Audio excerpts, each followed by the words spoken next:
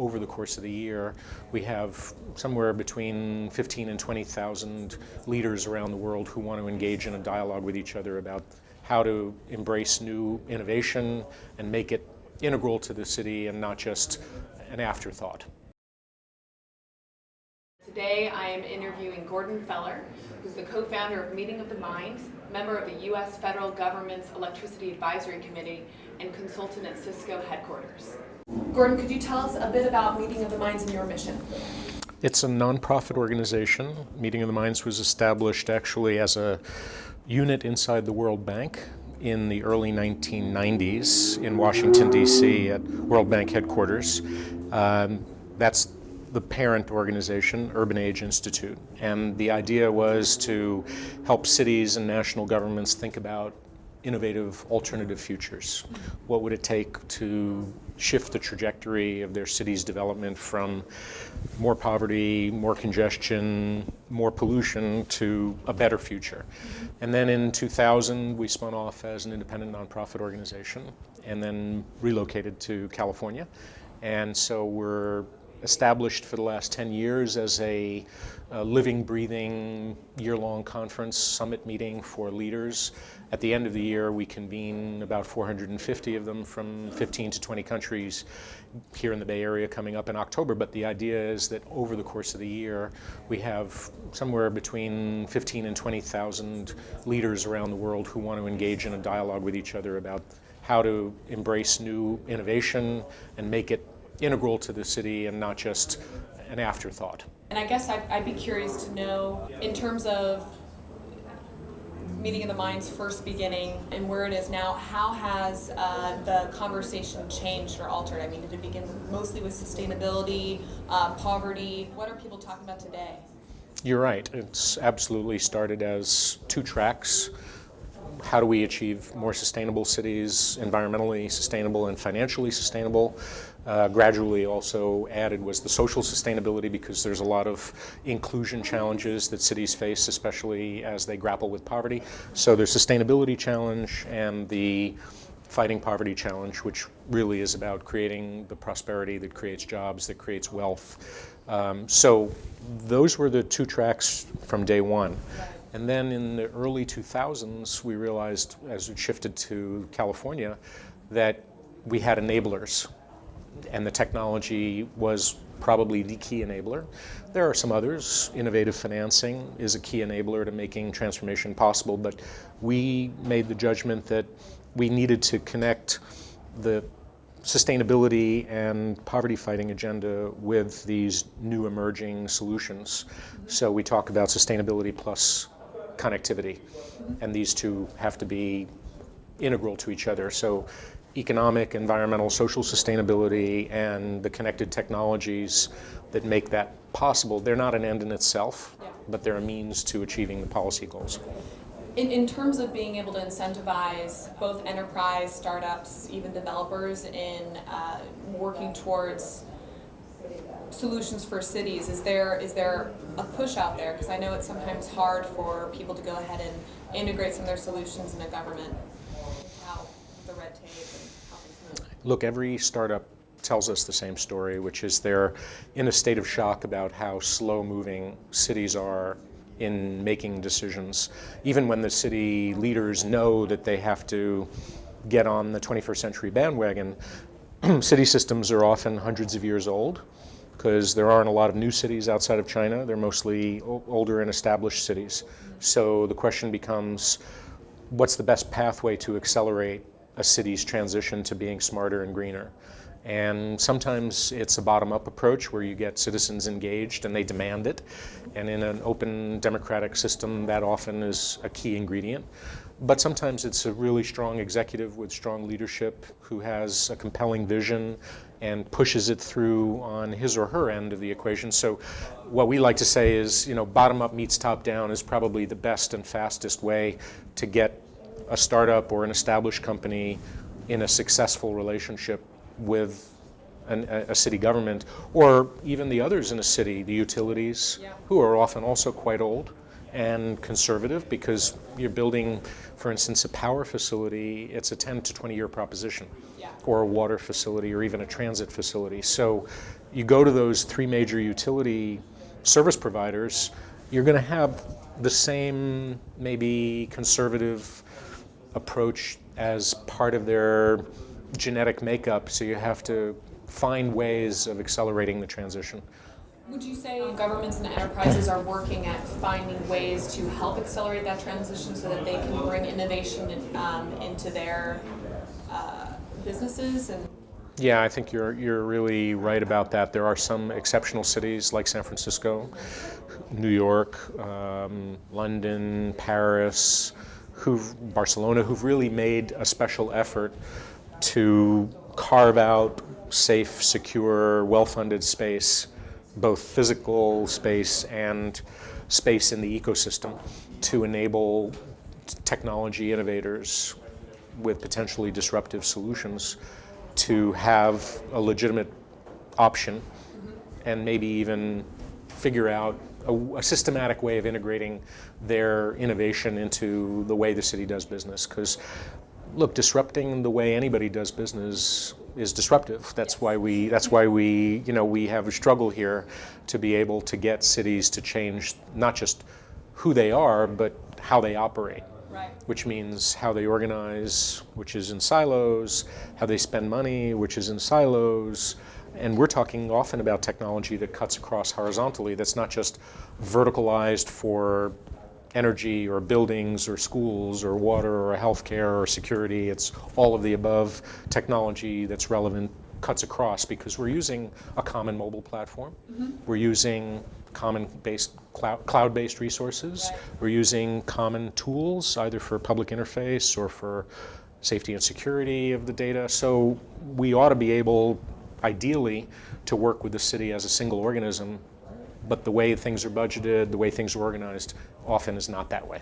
Right. I was, I think, having the conversation with Jay Nath, who's the CIO of San Francisco, Chief Innovation Officer. So it's kind of a new title you see coming up in cities. Yep. They're working hard to integrate innovation into their current systems. And IoT is ubiquitous across a lot of these different verticals. But as you mentioned, and as we see in government, departments are verticalized.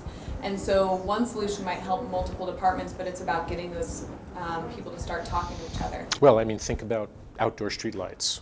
Yeah. So you have some outdoor streetlights owned by city government, some owned by the utility, in the city PG&E, and some owned by private operators who install lights at their campus or at their parking area or at their stadium. So all of them are fantastic platforms for sensor-based innovation and sensor-based intelligence about what's going on under the streetlight. So if I want to know what the traffic flows are like, or the pedestrian flows are like, or whether there's a package that's sitting where it shouldn't be, or a body that's lying where it shouldn't be, and I want to deploy emergency services or fire or police or parking personnel. These are platforms that are unified, that have many different functions and many different options, but there is a single owner and operator of that streetlight connected to maybe somebody else's electrical connection in the grid, Yeah. or maybe connected to somebody else's Wi-Fi or fiber. Well, then when you think about it, then who's responsible for that information? Well, innovative business development models are emerging with companies like Twilight in the Netherlands, who now are providing outdoor streetlight solutions to cities around the world. And they basically figured out lighting as a service, but it's much more than just the lighting, because we can install, they say, to the city or to the utility, they say, we can install an environmental sensor. We can install a flow sensor to see what's flowing underneath the light, and a dozen others that they've built in. And we can do the analytics on the back end, so that all you need to worry about, you, the traffic manager, or the emergency services provider, is what you believe you need to know. Yeah, data as a service in a way, which is, when people think IoT and where it's going, where the real value revenue driver is, it ends up being the data that we can aggregate and learn from. And I feel like I'm getting off topic. I have all these great questions. Kind of getting back, how do you define a smart city, given your experience at Cisco and your experience with Meeting of the Minds? So this, of course, is the big question is, where are you sitting in answering the question? So if I'm a citizen, the smart city for me is the city that knows me and knows what I need, my commute, and all of the other choices that I'm going to make during the course of the day. So increasingly, the city is becoming friendly to the commuter, not necessarily because the city government makes it that way, but maybe it's the taxi or ride provider. Yeah. And here in San Francisco, we've got Uber versus Lyft, and third options, and fourth options, and fifth options, and sixth options. So we have rich offerings that are now making the smart city relevant and immediate. So if I'm the citizen, it's one way to answer. If I'm operating an enterprise, like let's say Salesforce, and I've got 20,000 employees, I depend on city services in my buildings for my employees, to secure my visitors, to make their experience safe. So I have a different vantage point. And there, the definition would be delivering services faster and cheaper and smarter, because ultimately Salesforce wants the city to be a successful magnet for talent, talent retention or talent recruitment, but also a great experience for visitors, so that when you come to my headquarters here at Salesforce, all of the other things that we don't control in the city, you're going to have a great experience getting from your hotel to here, getting from the airport to your hotel, all of that stuff. So again, if I'm sitting in a different vantage point and I'm a services provider, transportation services, water, power, any of the above, I want the smart city to help me deliver those services faster and more intelligently, and maybe with less pain and cost, which is similar to the Salesforce enterprise perspective. But I've now, I have a legal mandate because I'm taking money from my ratepayers, water or power, or I'm taking money from my commuters. I have a legal obligation in that handshake to probably deliver a good quality of service. Well, and when you think about it too, with some of these utility providers, it's not only that there's an opportunity to take advantage of the smart city, but I think a lot of them, they feel like their hand is being pushed. The demand is becoming audible, visible. People are not going to put up with industrial age services, particularly when you're paying 21st century prices. Well, exactly. And then, if you look at other disruptive technologies that come in when the smart city is introduced to, solar, IoT, et cetera. I think, some of these older enterprises or utility companies are starting to figure out, okay, we either need to jump on this bandwagon and figure out how we can become more efficient, maybe a little bit more transparent to our customers. Accountable. Yeah, we become dinosaurs if we're resisting the tide of history. So what cuts across all of these different vantage points, at least I've mentioned three of them, the citizen who's in the city at that moment, the enterprise and the enterprise leaders who want their deliverable outcomes from the smart city, and maybe the service providers. If I'm looking at what cuts across, all of it is about harnessing the power of emerging technology to make the city better, right? Better at delivering services, better experience for the customer and the citizen and the visitor, better outcomes, right? I want less homelessness and people to have the places they need to live. And if technology can enable me to do that, which it can, I want to harness the power of that resource, just like I'm using other resources.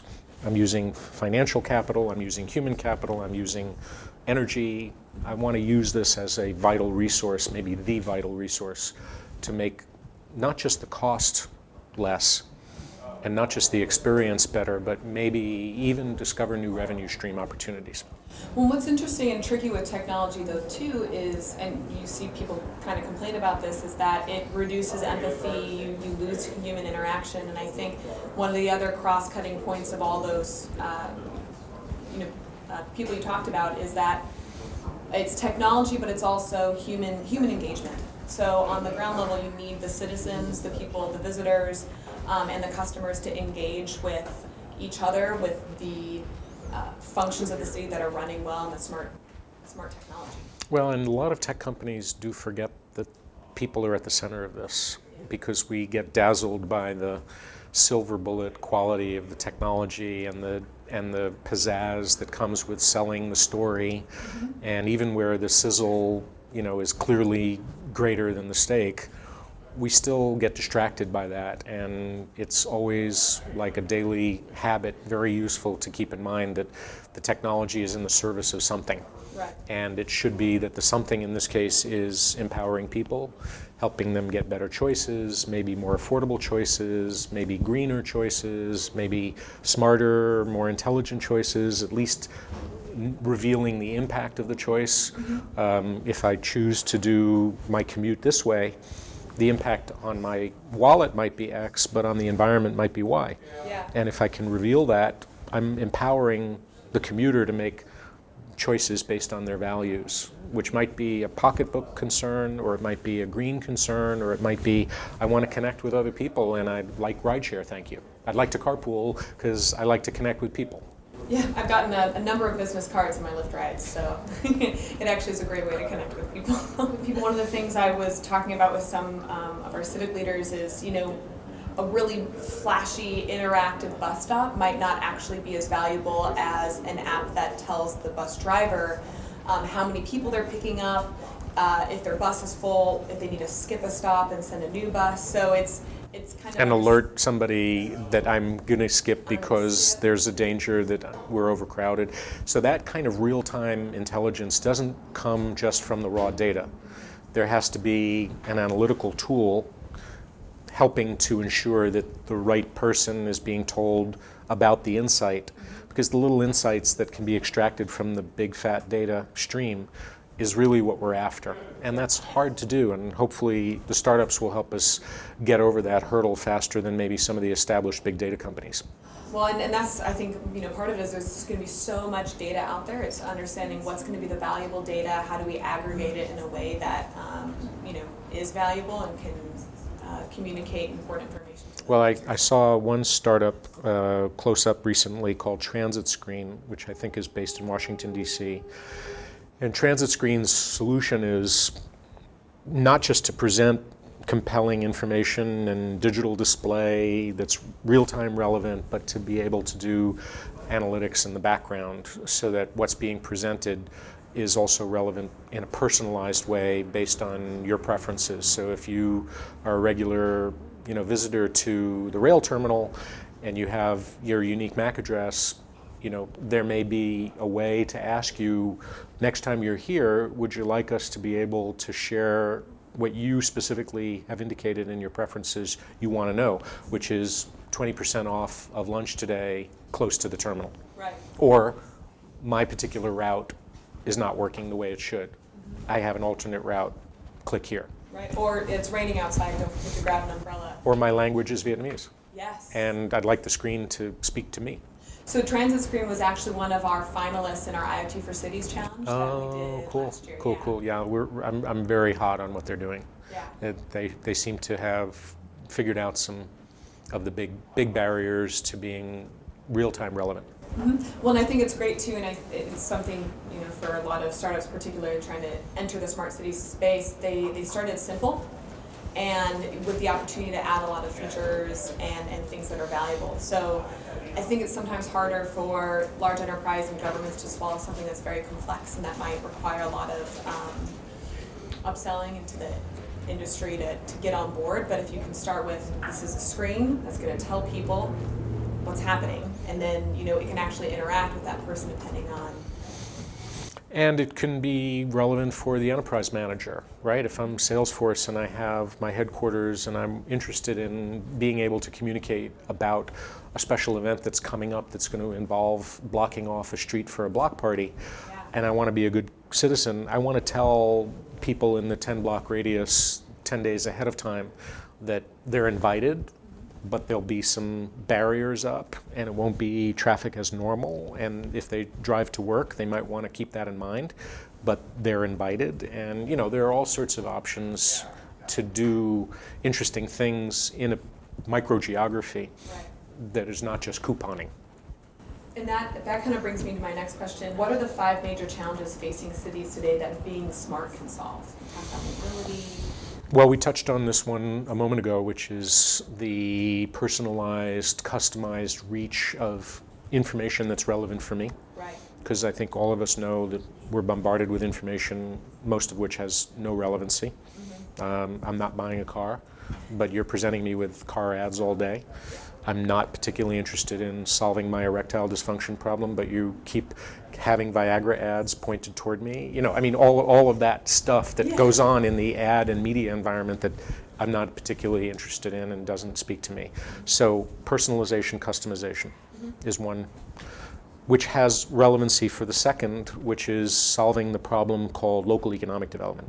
Yep.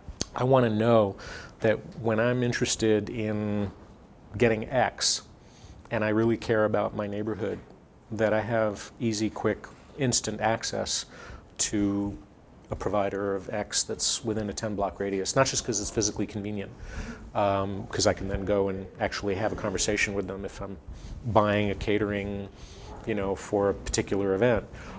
It's less anonymized, it's more personalized commerce that is microgeographic. Helps sustain the local economy. Yeah, and I want to add value.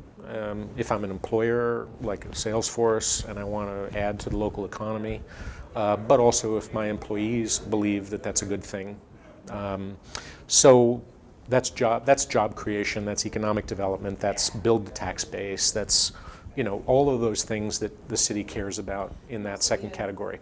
Like maintaining culture and diversity within a localized. That was the third, is creating some kind of sense of place, which means I know when there's special events coming, I know when there's opportunities for interaction with artists or startups or local police department is coming, or, you know, that kind of high-touch interaction with the resources of my city, because I feel cut off if I don't have a regular stream of those things. I feel left out when I didn't get the invitation to Oyster Fest. Yep. No, but it's beyond that. I think, you know, and especially, you know, the millennial generation is used to moving around a lot, and I don't think, you know, to find the jobs that are out there and available, and to be able to have a sense of home and a sense of place is really important. Well, the city wants that because it wants to retain the talent. You know, every city in the world is competing for the creative millennials, and every company is competing for them. So you can be proud that people want you, but the challenge is how to keep you from the city standpoint. So sense of place leads to safety of place, right? So you don't want to be in a city where you're constantly looking over your shoulder and worried about crime and insecurity. So the question is how to deliver that better without the intrusion of loss of privacy and the hand of Big Brother and the invasion of your personal space. You may want some of that in order to be able to make sure that the people who are in your building are people who should be in your building. But the question is how much of that can be achieved seamlessly behind the scenes.